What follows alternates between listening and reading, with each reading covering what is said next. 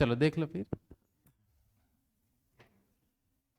ये वाला क्वेश्चन अपन चुंबक के बारे में देखे थे कि कैसे कैसे अपन पूरा डिटेल समझ चुके हैं ना, क्या क्या होता है।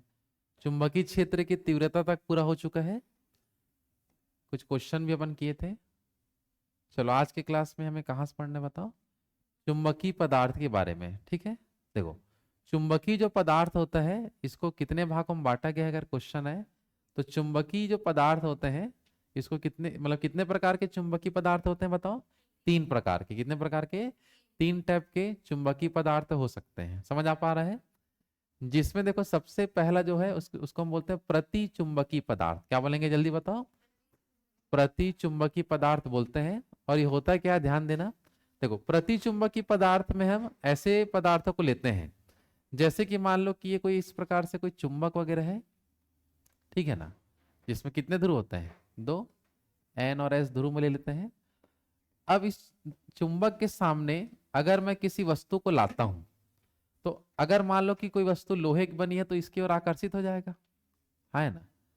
लेकिन मान लो कुछ ऐसा पदार्थ जो लोहे का नहीं बना होता है, वो अगर मैं चुंबकीय क्षेत्र में लाता हूँ, किस क्षेत्र में लाता हूँ, ये पूरा चुंबकीय क्षेत्र में लाता हूँ, तो इसके विपरीत दिशा में क्या हो जाता है?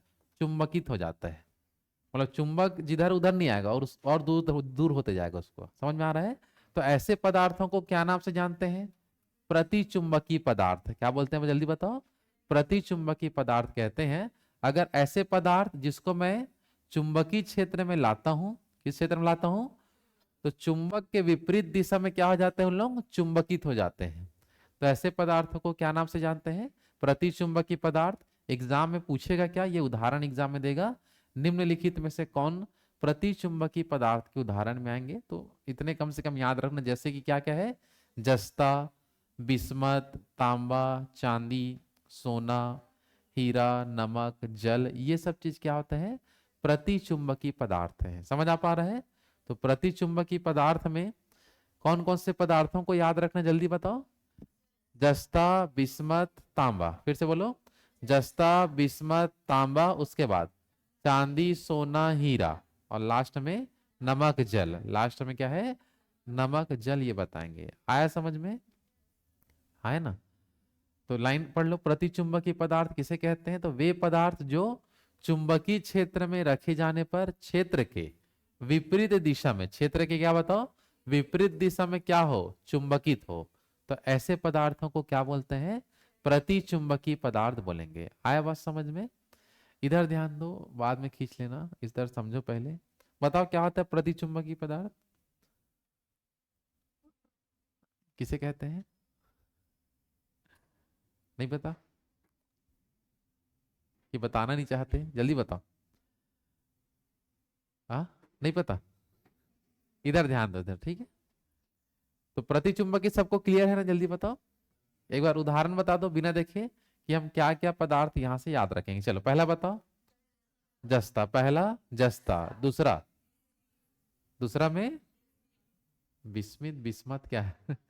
बिस्मत। उसके बाद तांबा, उसके बाद चांदी और सोना, उसके बाद हीरा और नमक और जल। तो ये सब चीज किस में आते हैं? प्रतिचुंबकीय। अगर चुंबकीय क्षेत्र में लाता हूं तो क्या चुंबक से चिपकेगा कि दूर हटेगा? दूर हटेगा। वो आया समझ में? तो पूरा दूर हटने वाले को हम प्रतिचुंबकीय बोलते हैं। वो जस का तस ही रहेगा, वो ना तो अपना स्थान नहीं चेंज करेगा अगर प्लास्टिक है तो। हम बोल रहे हैं कि चुंबकीय क्षेत्र में आने पर जैसे चुंबक को ले जाते जाऊंगा तो और दूर जाते जाएगा, ऐसा है। अब प्लास्टिक के सामने ले आओगे तो कुछ फर्क ही नहीं पड़ना है, तो वो चुंबकीय पदार्थ ही नहीं है कि चुंबक के प्रभाव में आने से उसमें कुछ देखने मिले। या तो पीछे खिसक जाए, या तो उसके पास में आ जाए, या थोड़ा पास में आए, पूरा मत आ जाए, ऐसा टाइप से रहता है। समझ आ रहा है? मतलब चुंबक के ले जाने पर थोड़ा उसमें प्रभाव देखना मिले, तो ऐसे पदार्थ को हम चुंबकीय पदार्थ बोलते हैं। समझ में आ रहा है? चलो दूसरा होता है आपका अनुचुंबकीय। क्या होता है जल्दी बता दो। अब देखो अनुचुंबकीय पदार्थ क्या होता है, ध्यान से समझना। इसमें जो वो जो समझाते हैं उसको पहले देखे करो ध्यान से। जैसे कि हम कोई चुंबक लेते हैं, एन और एस, कोई चुंबक ले लेते हैं, ठीक है ना। आया समझ में? अब ये कोई मान लो ये हमारा एक चुंबकीय क्षेत्र हो गया। चुंबक के आसपास में जहां तक चुंबक के प्रभाव का अनुभव करते हैं उसको हम बोलते हैं चुंबकीय क्षेत्र। क्या बोलेंगे? अब चुंबकीय क्षेत्र में जैसे मान लो कि कोई वस्तु आ गया, मान लो कि मैं ला लिया प्लेटिनम, किसको ला देता हूं मैं? अब प्लेटिनम को लाऊंगा तो पूरा पूरा चुंबक से नहीं चिपकेगा, लेकिन जितना दूर था ना उससे थोड़ा पास में आ जाएगा, चुंबक के थोड़ा करीब आ जाएगा। ये दूर था वो थोड़ा पास आ जाएगा, मतलब कुछ मात्रा में चुंबकित हुआ है लेकिन पूरा पूरा नहीं हो पाया। तो ऐसे पदार्थों को बोलते हैं अनुचुंबकीय पदार्थ। क्या बोलेंगे? अनुचुंबकीय पदार्थ कहते हैं। बस यही चीज याद रखना और एग्जाम्पल पता होना चाहिए कि इसमें क्या क्या आ सकते हैं। समझ में आ रहा है? जैसे इसमें क्या क्या बता दो, प्लेटिनम, क्रोमियम, सोडियम है, एल्यूमिनियम और ऑक्सीजन। तो ये कम से कम 4-5 जो है उसको याद रख लेना। समझ आ पा रहा है? अब लाइन को ध्यान से पढ़ो कि क्या इसमें लिखा है। पढ़ो ध्यान से। वे पदार्थ जो चुंबकीय क्षेत्र में रखे जाने पर चुंबक की दिशा में थोड़ी सी क्या हो, चुंबकित हो। चुंबक की दिशा में थोड़ी सी चुंबकित हो तो उसे हम क्या कहते हैं? अनुचुंबकीय पदार्थ। क्या बोलेंगे? अनुचुंबकीय पदार्थ। एग्जाम्पल बता दो, क्या क्या ध्यान में रखना है, जल्दी बताओ। प्लेटिनम और क्रोमियम, सोडियम, एल्यूमिनियम और ऑक्सीजन। फिर से बोलो, प्लेटिनम, क्रोमियम, सोडियम, एल्यूमिनियम। 4 ठो यम वाला है, मतलब यम वाला मतलब प्लेटिनम, मतलब एक ठो नम वाला है, ठीक है? प्लेटिनम, क्रोमियम, सोडियम और एल्यूमिनियम, और लास्ट में ऑक्सीजन कुछ मात्रा में चुंबकित होते हैं। समझ आ पा रहे हैं? आगे बढ़े। चलो तीसरा जो होगा वो रहेगा हमारा लौह चुंबकी। क्या होता है जल्दी बताओ। लौह चुंबकी सिंपल कुछ नहीं है, देख दो। जैसे हमारे चुंबक है, अब चुंबकीय क्षेत्र हो गया इसका। अब किसी पदार्थ को मैं लाऊंगा तो पूरी तरीके से चुंबक में लग जाएगा वो। समझ में आ रहा है? चिपक जाएगा। तो उसको बोलते हैं लौह चुंबकीय पदार्थ। क्या बोलते हैं? जैसे चुंबकीय क्षेत्र में फट से चुंबक से चिपक जाएगा। समझ आ पा रहा है? तो इसको हम क्या बोलेंगे? लौह चुंबकी। क्या बोलेंगे बताओ? लौह चुंबकी के नाम जानेंगे। जैसे कि इसमें पूरा लोहा आ जाएगा, जितने भी लोहा चुंबक में तुरंत चिपक जाएंगे। समझ आ पा रहे हैं? इसके अलावा निकिल, कोबाल्ट, इस्पात, ये 4 चीज आपको याद रखना है कि अगर क्वेश्चन है कि लौह चुंबकीय पदार्थ किनके बनाए जाते हैं तो ये सब होते हैं, लोहा, निकिल, कोबाल्ट और इस्पात। इसको जैसे मैं चुंबकीय क्षेत्र में लाऊंगा तो तुरंत वो चिपक जाएगा। आया कि नहीं समझ में? जल्दी बताओ। चलो, तो चुंबकीय पदार्थ कितने प्रकार के होते हैं? 3 प्रकार के। कितने प्रकार के? 3। चलो पहला बताओ, प्रतिचुंबकी। दूसरा अनुचुंबकी। और तीसरा लौह चुंबकी। समझ आ पा रहा है? तांबा किस में आएगा बताओ? प्रतिचुंबकी। सोना प्रतिचुंबकी। जल कहाँ प्रति में आएगा? जल, अच्छा जल, सॉरी सॉरी, ऑक्सीजन किस में आएगा? अनुचुंबकी में। समझ में आ रहा है? क्रोमियम,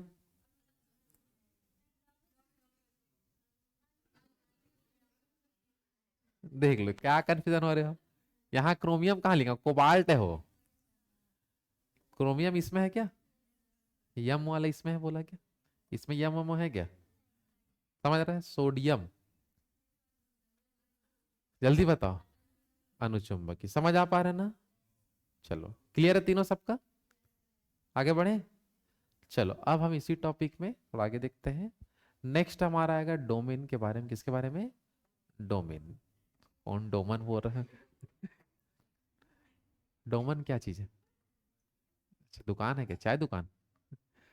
चलो देख लो इधर। चलो डोमेन क्या होता है समझते हैं ध्यान से। जैसे कि ये चित्र में दिख रहा होगा, यहाँ पर चित्र को पहले ध्यान समझना। कभी चित्र को ध्यान से देखो, थ्योरी तो ऑटोमेटिक आपको रटा जाता है, बस चित्रों को ध्यान से आपको देखना होता है। जैसे कि ये एक चुंबक है, यहाँ से इसको मैं क्या मान के चलता हूँ, ये क्या एक प्रकार का क्या मान लेते हैं? चुंबक।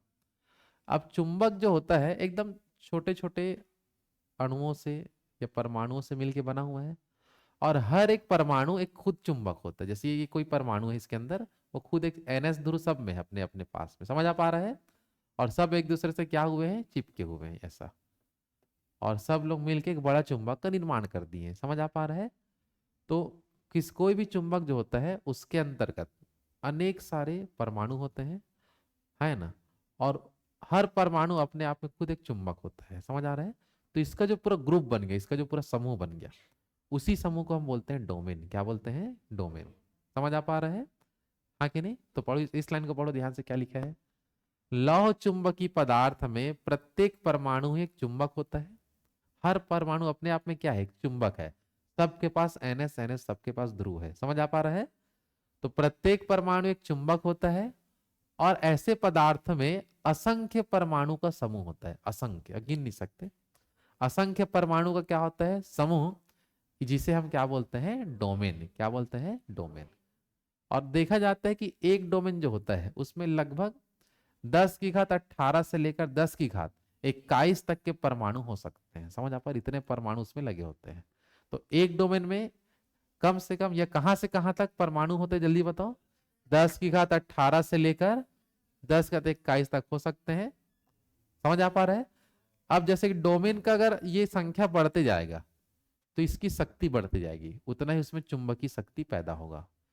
तो किसी भी चुंबक में चुंबकीय जो शक्ति है वह किस पे डिपेंड करता है, क्या बताओगे? डोमेन संख्या पर। किस पे डिपेंड करेगा? जितना ज्यादा डोमेन उतना ही ज्यादा वो चुंबकीय बल उसमें होगा आपका। समझ आ पा रहा है? तो ये इसी लाइन को आपको ध्यान से पढ़ना, क्या लिखा है? लौह चुंबकीय पदार्थ की तीव्र चुंबकत्व डोमेन के परमाणु संख्या पर निर्भर करता है, अर्थात अधिक परमाणु होने पर उसकी प्रबलता बढ़ जाती है, ज्यादा शक्ति से खींचेगा और तीव्र गति से क्या करता है? चुंबकित होती है। ऐसा है। समझ आ पा रहा है ना? तो किसी भी चुंबक की जो चुंबकीय शक्ति है वह किस पे निर्भर करता है? डोमेन पर। किस पे डिपेंड करता है? डोमेन की संख्या पर। अगर संख्या बढ़ते जाएगा तो उतनी ही इसमें प्रबलता आते जाएगा, चुंबकीय प्रबलता बढ़ते जाता है। यहां तक क्लियर है सबका? है ना? तो एक डोमेन में कितने परमाणु हो सकते हैं? 10 की घात 18 से लेकर 10 की घात 21 तक के परमाणु इसमें हो सकते हैं। आया बात समझ में? आगे बढ़े। चलो, तो ये हो गया डोमेन के बारे में। बस इतना आपको जानकारी याद रखना है चुंबक टॉपिक में, ठीक है? चलो, अब हम देखते हैं नेक्स्ट हमारा पॉइंट है चुंबकीय टॉपिक के अंदर, जिसको हम क्या बोलते हैं? क्यूरी ताप। क्या बोलेंगे?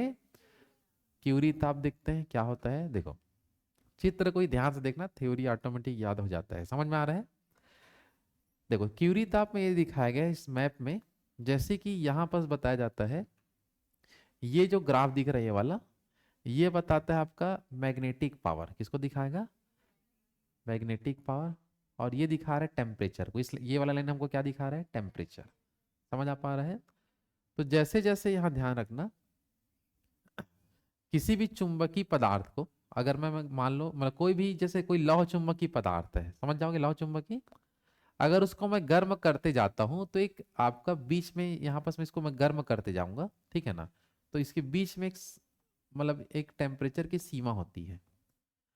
अगर उसके ऊपर मैं गर्म करते जाऊंगा, गर्म कर दूंगा, तो वो पदार्थ बन जाएगा अनुचुंबकीय। क्या बन जाएगा? अनुचुंबकीय। और उससे कम टेम्परेचर में यदि मैं गर्म कर रहा हूं तो वो बन जाएगा आपका, वो लौह चुंबकीय ही रहेगा। क्या रहेगा आपका? लौह चुंबकीय। मतलब किसी भी चुंबकीय पदार्थ की चुंबकत्व क्षमता को मेरे को कम करना है तो उसको उसको गर्म कर देते हैं। क्या कर देते हैं? गर्म। तो गर्म करने की एक सीमा होती है, एक निश्चित सीमा होती है, जिसको हम क्यूरी ताप बोलते हैं। हर एक लौह चुंबकीय पदार्थ का क्यूरी ताप होता है। अगर उससे ज्यादा गर्म करूंगा तो लौह चुंबकीय पदार्थ अनुचुंबकीय बन जाएगा, और उससे कम में करूंगा तो वो लौह चुंबकीय गुण अपना बना के रखे रहेगा। क्योंकि चुंबकीय पदार्थ 3 टाइप के होते हैं। पहला बता दो, प्रतिचुंबकीय। इस प्रतिचुंबकीय से कोई मतलब नहीं इस टॉपिक में, हमको समझ में आ रहा है? हमको केवल मतलब दो चीज से, किससे? अनुचुंबकीय और लौह चुंबकीय। और कभी भी किसी भी कौन से पदार्थ का क्यूरी ताप होता है? तो लौह चुंबकीय का।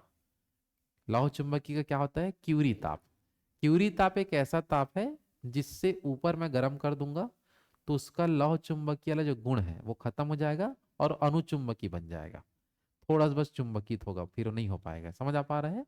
और उससे कम टेम्परेचर में है तो अपना लौह चुंबकीय का गुण बना के रखे रहेगा, उसको टेम्परेचर से कोई प्रभाव नहीं पड़ेगा। समझ आ पा रहा है ना? तो उसी चीज का एक ग्राफ होता है, यहाँ पर उसी चीज को दर्शाया जाता है कि जैसे जैसे मैं गर्म करते जाऊंगा, है ना, तो मैग्नेटिक पावर उसका खत्म होते जाएगा।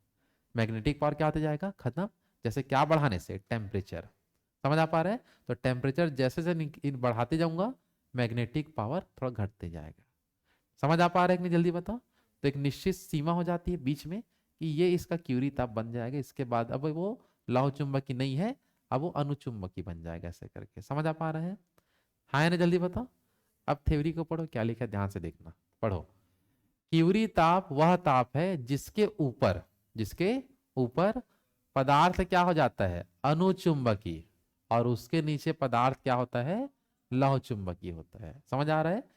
हर एक लौह चुंबकीय पदार्थ का टेम्परेचर फिक्स होता है। जैसे कि एग्जाम में ये वाला बहुत आता है कि लोहे का क्यूरी ताप कितना होता है, क्या बताओगे? 770 डिग्री सेल्सियस। अगर 770 डिग्री से अगर मैं ज्यादा में गर्म करूं, समझ आ पा रहा है, तो लोहा का जो लौह चुंबकीय गुण है वो खत्म हो जाएगा, और इससे कम में गर्म कर रहा हूं तो बने रहेगा। क्योंकि देखो क्यूरी ताप, समझ आ रहा है? क्यूरी ताप वह ताप है जिसके ऊपर, मतलब 770 के आगे ऊपर, समझ आ रहा है, इस जिसके ऊपर पदार्थ क्या हो जाएगा, अनुचुंबकीय, थोड़ा सा बस चुंबकित होगा चुंबकीय क्षेत्र में आने से, और उसके नीचे है मतलब इससे कम है, तो पदार्थ क्या होगा, लौह चुंबकीय। क्या रहेगा, लौह चुंबकीय। यहां तक क्लियर है? तो लोहे का क्यूरी ताप कितना होता है जल्दी बताओ, 770 डिग्री। और निकिल का कभी कभी पूछ देता है तो कितना बताओगे, 358 डिग्री सेल्सियस होता है। समझ आ पा रहा है? जिसमें से दोनों में सबसे मेन इंपॉर्टेंट क्वेश्चन हमारा क्या होगा, लोहा वाला। याद रख लेना, एकदम समझ में आ रहा है? तो लोहे का क्यूरी ताप बताओ, 770 डिग्री सेल्सियस। क्लियर है यहां तक सबका? है ना? चलो, तो ये हमारा पूरा जानकारी होगा क्यूरी ताप के बारे में। किसी को और डाउट लग रहा है तो पूछ लो, किसी को समझ में नहीं आया होगा कि आगे बढ़ूं, जल्दी बताओ। समझ में आ गया ना? चलो, अब आते हैं अपन चुंबकीय टॉपिक के अंदर पढ़ेंगे फ्लेमिंग का नियम। किसका नियम देखते हैं?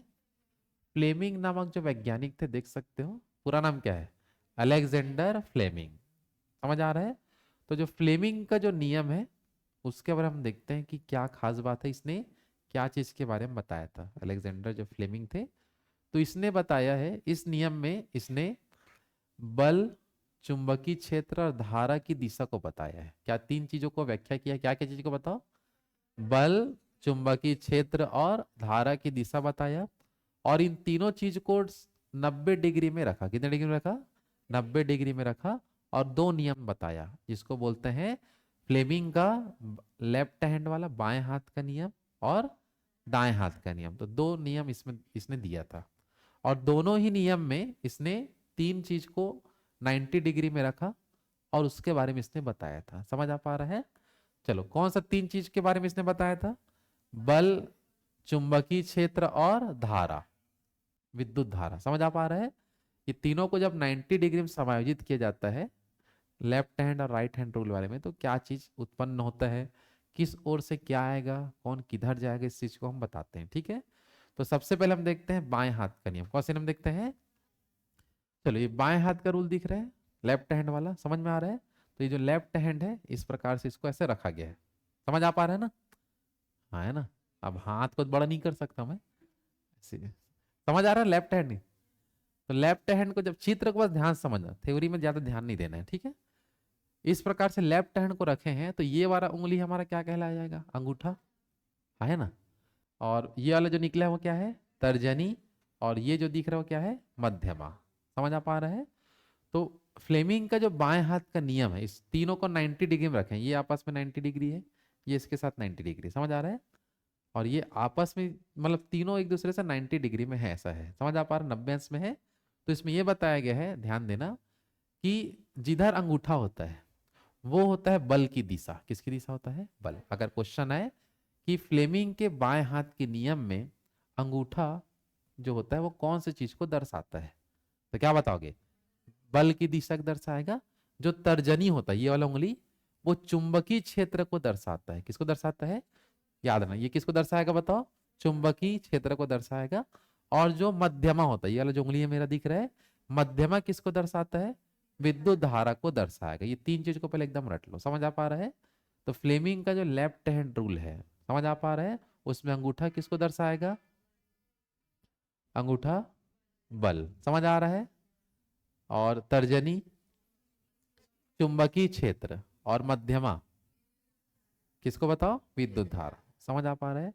अब यहां इसी नियम के हिसाब से जो फ्लेमिंग का जो लेफ्ट हैंड रूल है, इसके अनुसार क्या चीजों को उत्पन्न की जाती है, तो बल उत्पन्न होता है। क्या उत्पन्न होता है, बल। अब देखो ध्यान से, बल कैसे उत्पन्न होगा, ध्यान देना।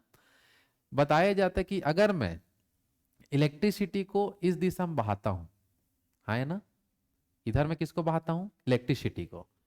तो इस दिशा में पैदा होगा चुंबकीय बल, सॉरी चुंबकीय क्षेत्र इधर पैदा होगा, हाँ है ना। और इन दोनों के मदद से एक बल पैदा होगा जो ऊपर की ओर लगेगा, किस ओर लगेगा, ऊपर की ओर। ये इस चीज को दर्शाया जाता है कि जब मैं इलेक्ट्रिसिटी दिया इस लाइन में, तो इधर क्या पैदा होगा, चुंबकीय क्षेत्र, और ऊपर क्या लगेगा, बल। तो ये जैसे मैं इलेक्ट्रिसिटी लगातार ऐसे एकदम साए साए, मतलब समझ साए साए मतलब अभी कौन सा साए है हाँ, विष्णु देव साए जो भी है तो अगर इधर जितना स्पीड से मैं इलेक्ट्रिसिटी देते जाऊंगा, उतना ही ज्यादा चुंबकीय बल पैदा होगा, चुंबकीय क्षेत्र, और ऊपर की ओर बल लगेगा।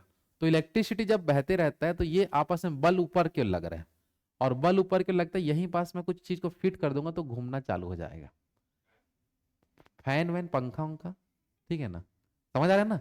इलेक्ट्रिसिटी देने से जो चीज ऊपर घूमने लगता है ना, तो इसी के अनुसार बनाए जाते हैं विद्युत मोटर। क्या बनाते हैं, कूलर पंखा, मतलब समझ आ रहा है ना, पानी मोटर, ये सब चीज जो घूमते हैं, क्यों घूमते हैं, फ्लेमिंग के लेफ्ट हैंड रूल के कारण घूमते हैं, क्योंकि इन तीनों चीजों को मोटर में समायोजित करते हैं।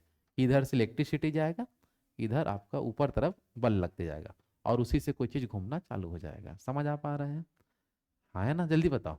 तो फ्लेमिंग के लेफ्ट हैंड रूल से क्या क्या चीज उत्पन्न होता है, बल, और उसी बल से कोई मोटर घूम पाता है। आया बात समझ में। तो ये हो गया फ्लेमिंग का लेफ्ट हैंड रूल, जो चुंबक पे आधारित होता है। आया कि नहीं समझ में, जल्दी बताओ। चलो तो फिर से एक बार देखते हैं। फ्लेमिंग का जो लेफ्ट हैंड रूल है, उसमें अंगूठा क्या चीज को प्रदर्शित करता है, बल, तर्जनी चुंबकीय क्षेत्र, और मध्यमा मध्यमा विद्युत धारा। जब हम मध्यमा क्षेत्र में इलेक्ट्रिसिटी बहाते हैं, तो तर्जनी क्षेत्र में चुंबकीय क्षेत्र पैदा होता है, और ऊपर की ओर बल कार्य करता है। ऊपर की ओर क्या कार्य करेगा, बल, और हम किसी भी चीज को उसमें फिर घुमा सकते हैं। समझ आ पा रहा है। जैसे कि विद्युत मोटर किस सिद्धांत में बनते हैं, जल्दी बताओ। फ्लेमिंग का लेफ्ट हैंड रूल के हिसाब से बनेगा, बाएं हाथ नियम से बना होता है। आया कि नहीं समझ में। अब इसी को देखो मैं उल्टा करूंगा, देखो।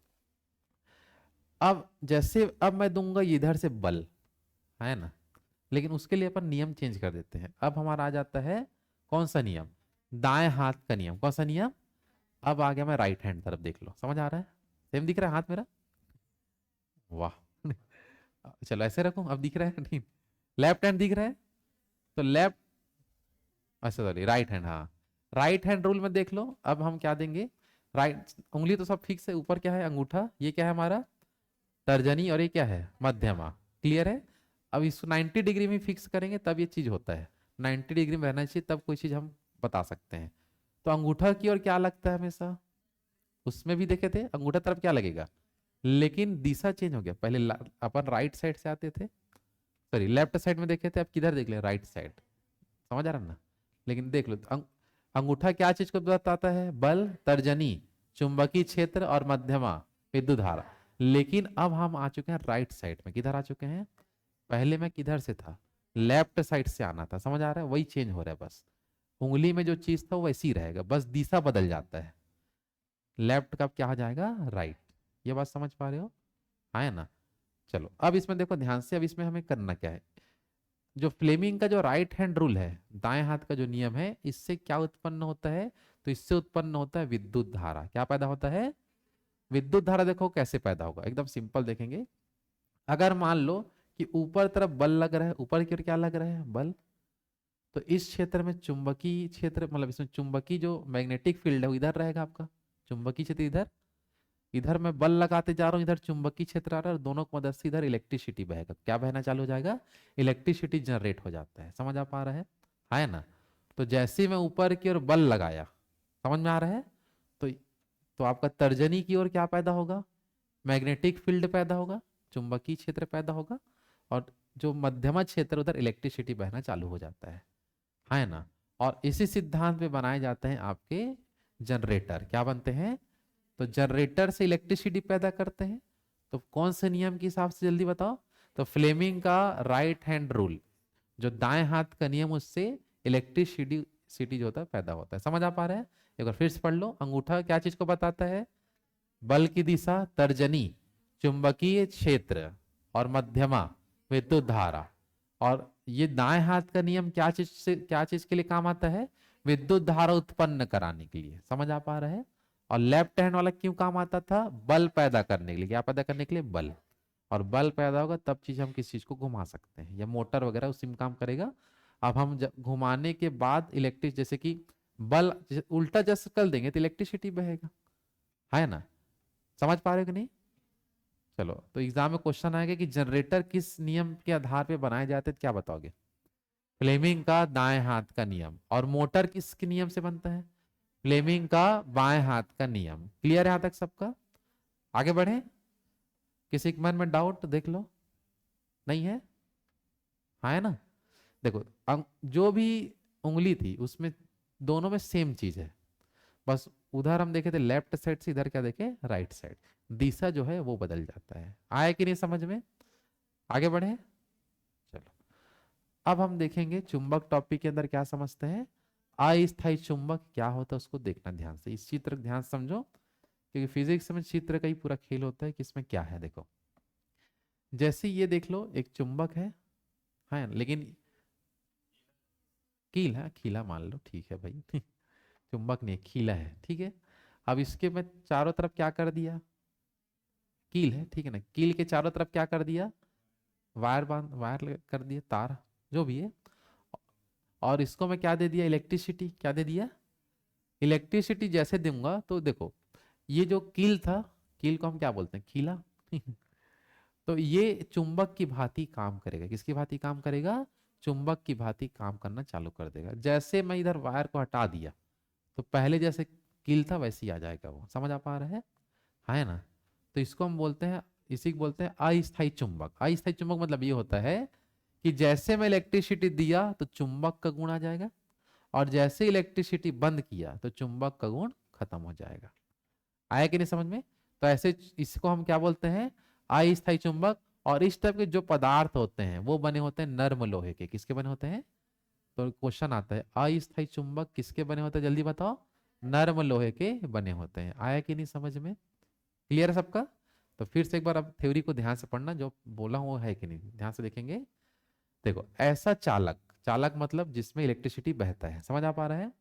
ऐसा चालक जिसमें विद्युत धारा प्रवाहित करने पर उसमें चुंबक का गुण आ जाता है, और धारा हटा लेने के बाद चुंबक का गुण समाप्त हो जाता है। तो ऐसे चुंबक को क्या बोलते हैं? अस्थायी चुंबक। इस टाइप के जो बनाए जाते हैं। समझ आ रहा है?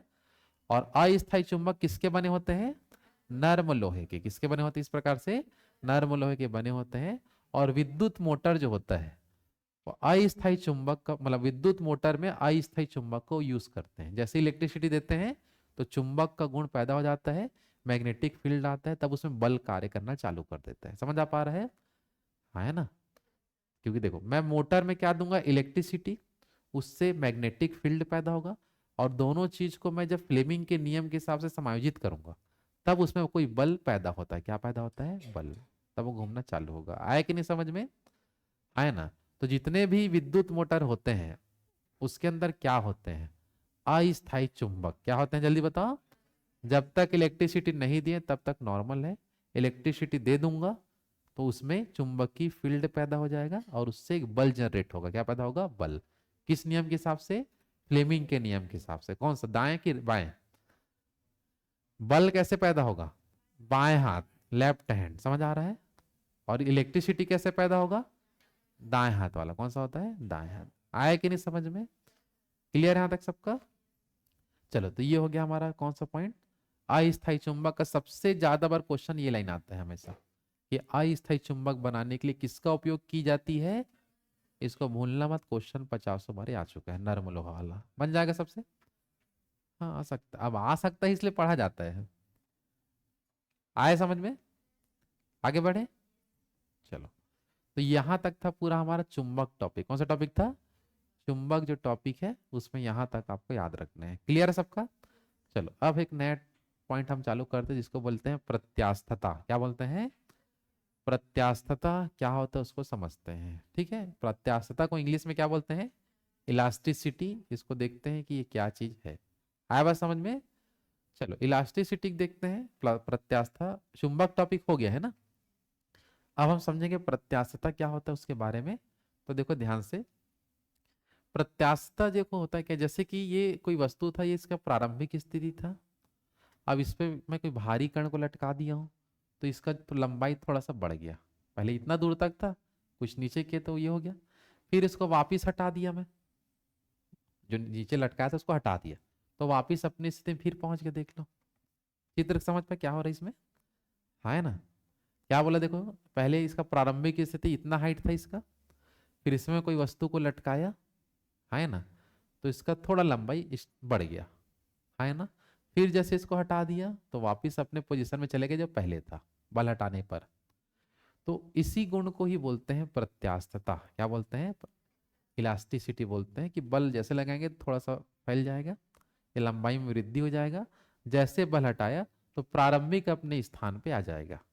तो वस्तु के इसी गुण को बोलते हैं प्रत्यास्थता। क्या बोलते हैं जल्दी बताओ, प्रत्यास्थता के नाम से जानते हैं।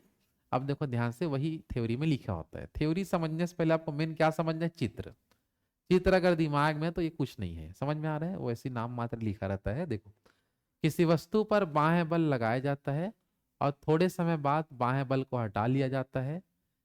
यदि वस्तु अपने पूर्व अवस्था में वापस आ जाता है तो इसी गुण को प्रत्यास्था बोलते हैं, है ना। पूर्व अवस्था में वापिस आ गया, प्रत्यास्था है। नहीं आ पाए, प्रत्यास्था ही नहीं उसके पास, वापिस नहीं आ पा रहे हैं। समझ आ पा रहे हैं। लेकिन अब इसी टॉपिक में एक शब्द आता है विकृति। क्या आता है जल्दी बता दो। देखो विकृति कुछ नहीं है, जैसे पहले लंबाई मान लो 5 मीटर था, खींचा 2 मीटर बढ़ गया, तो अब कितना मीटर का हो गया, 7 मीटर। तो पदार्थ में हुए परिवर्तन को क्या बोलते हैं, विकृति। पदार्थ में हुए परिवर्तन को क्या बोलते हैं।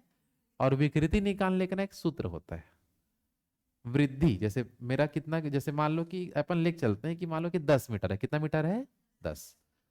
तो 10 मीटर था, है ना। और जैसे मैं खींचा तो ये बन गया मान लो कि आपका 20 मीटर, मतलब 10 मीटर और बढ़ गया, टोटल कितना हो गया, 20। टोटल यहाँ से कितना हो गया, 20। तो मेरे को यदि कोई विकृति पूछे, मतलब 10 पहले था और खींचा वो भी 10 और बढ़ गया, तो 10 और 10 मिला कितना हो गया, 20, है ना। तो ठीक से लिख देता हूँ, देखो। चलो पहले मैं कितना लेके चल रहा हूँ इसको, 10। यहाँ पर से कितना लेता हूँ, 10। खींचा और कितना बढ़ गया, 10। तो दोनों को मिला के कितना हो गया, 20। तो आप विकृति मतलब होता है कितना चेंजेस आया। तो चेंजेस कितना आया, 10 का। तो आप विकृति 10 है ऐसा नहीं बोल सकते, क्योंकि ये लंबाई इस वस्तु के हर एक पॉइंट पर लंबाई बढ़ा है खिंचाव के कारण। समझ आ पा रहे हैं। तो विकृति देखो हम कैसे निकालेंगे, विकृति एकदम आसानी से निकाल सकते हैं। वृद्धि कितने का हुआ, 10 का। समझ आ रहा है। प्रारंभिक लंबाई कितना था, 10। तो 10 से 10 कट जाए कितने बार में, एक बार में। तो हम बताएंगे विकृति एक का हुआ है, मतलब हर हिस्से में एक एक बढ़ा है। टोटल 10 हिस्से में बटा था, और हर हिस्से में जब एक एक बढ़ा वही उसकी विकृति है। कुल जो होता है उसको नहीं बताते। विकृति मतलब क्या होता है बताओ, वृद्धि जितना हुआ उसको रखा मैं, और प्रारंभिक लंबाई कितना था, 10, उसको रखा, जितना कट गया वही विकृति होता है। समझ आ पा रहा है कि नहीं। तो विकृति का सूत्र बताओ क्या होता है जल्दी से, वृद्धि बट्टे प्रारंभिक लंबाई। वृद्धि बट्टे क्या होगा, प्रारंभिक लंबाई होता है। क्लियर है सबका यहाँ तक, है ना।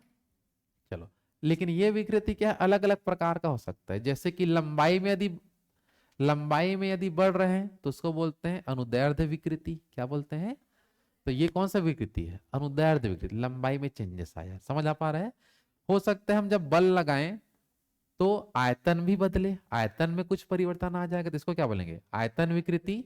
व्यास में चेंज हुआ तो पार्श्व विकृति, और आकार बदल गया तो अपरूपण विकृति। तो विकृति होते हैं 4 टाइप के। कितने टाइप के, 4। पहला बताओ कौन सा है, अनुदैर्ध्य विकृति। पहला कौन सा, तो अनुदैर्ध्य विकृति क्या चीज को बताता है, लंबाई में परिवर्तन। आयतन विकृति क्या चीज को बताएगा, सॉरी वो आयतन वाला आयतन ही है, कोई दिक्कत तो नहीं आएगा। पार्श्व विकृति व्यास को बताता है कि व्यास में चेंजेस आ रहे हैं, और सूत्र सबका वही होता है, कितना का चेंजेस आया और कितना पहले था। समझ आ पा रहा है, बस सब में वही फॉर्मूला लगता है, चाहे वो लंबाई हो, आयतन हो, व्यास हो या आकार हो, उसमें सूत्र में कोई चेंज आएगा क्या, नहीं। वृद्धि बट्टे प्रारंभिक, जो भी अगर आयतन है तो आयतन, लंबाई है तो लंबाई, व्यास है तो व्यास, कुछ भी अपन समझ आ पा रहा है, कर लोगे इतना। तो फिर से एक बार बता दो प्रत्यास्थता क्या होता है, एकदम जल्दी बताइए। प्रत्यास्था क्या है तो आप कैसे बताओगे? जब किसी वस्तु पर हम क्या लगाते हैं, बल, तो उसमें क्या आ जाता है, कुछ परिवर्तन, और जैसे बल हटा लेते हैं तो वापिस अपनी पूर्व अवस्था में आ जाता है। वस्तु के इसी गुण को क्या बोलते हैं, प्रत्यास्थता। इसी गुण को क्या बोलते हैं, प्रत्यास्था। प्रत्यास्था में हमको क्या देखने मिलता है, विकृति। समझ आ रहा है, विकृति क्या होता है जल्दी बताओ। किसी पदार्थ में हुए परिवर्तन को क्या बोलते हैं, विकृति। विकृति निकालने का फॉर्मूला क्या होता है, वृद्धि बट्टे प्रारंभिक लंबाई, वृद्धि बट्टे। चलो ये हमारा यहां तक सबका क्लियर है, डाउट नहीं है। चलो अब हम कुछ क्वेश्चन कर लेते हैं जो न्यूमेरिकल एग्जाम में पूछ देता है, देखो ध्यान से। किसी वस्तु पर बल लगाने से उसकी प्रारंभिक लंबाई 10 मीटर से बढ़कर कितना हो गया, 12 मीटर। तो उस वस्तु की विकृति ज्ञात कीजिए। उस वस्तु का क्या निकालेंगे, विकृति। देखो ध्यान से, सिंपल कहना ये चाह रहा है कि पहले कोई लंबा था, कितना मीटर था बताओ, ये 10 मीटर। अब इस पर मैं कोई वस्तु लगाया, 10 से बढ़ के कितना हो गया, 12। यहाँ कोई वस्तु अपन लटका दिए तो 2 मीटर और बढ़ गया। पहले कितना था, 10 मीटर, कितना बढ़ गया, 2, तभी टोटल मिला के कितना हो गया, 12 मीटर। ये चीज समझ पा रहे हो, प्रारंभिक लंबाई था 10 मीटर और बल लगाने से बढ़ के कितना हो गया है, 12। ठीक है, तो हमको क्या निकालना है जल्दी बताओ, विकृति। विकृति निकालना है। चलो विकृति का फॉर्मूला बताओ। वृद्धि, वृद्धि कितने का हुआ, 2 का, प्रारंभिक लंबाई 10 का, बट्टे 10 है तो एक अंक के पहले दशमलव लगा दो, तो 0.2 मीटर का विकृति आ जाएगा। आया बात समझ में, कितना आएगा जल्दी बताओ, 0.2। क्लियर है यहाँ तक सबका? तो ये न्यूमेरिकल जब भी देगा विकृति का तो ऐसे ही आता है, और कुछ ज्यादा कठिन नहीं देगा। आया कि नहीं समझ में? आगे बढ़ो, ये ऐसे बने रहेगा, समझ में आ रहा है ना? आगे बढ़े।